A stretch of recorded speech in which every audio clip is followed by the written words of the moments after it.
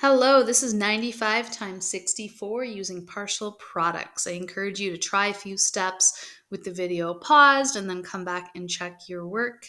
But we're going to go ahead and get started. Our first step is to take 95 and split it into its parts or put it in expanded form. That green 9 is a 90 and the 5 is a 5. Now we're going to take our 64 and put it in expanded form along the bottom, and now we are ready to multiply.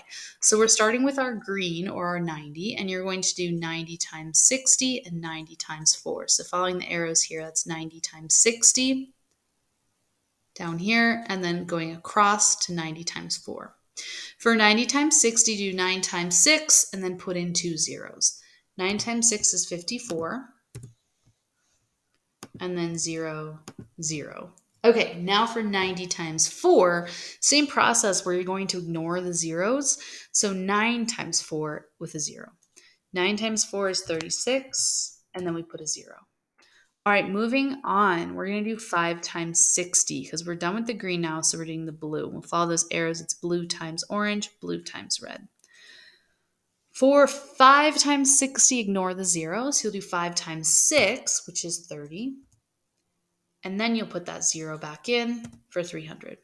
Last but not least, blue times red. I guess it is least, isn't it? Because it's always the smallest number is that last one.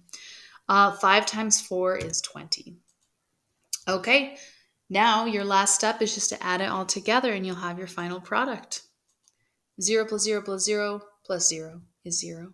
0 plus 6 plus 0 plus 2 is 8. 4 plus 3 plus 3 is 10. So we're going to put the 0 and carry the 1, and then 1 plus 5 is 6. So we got 6,080.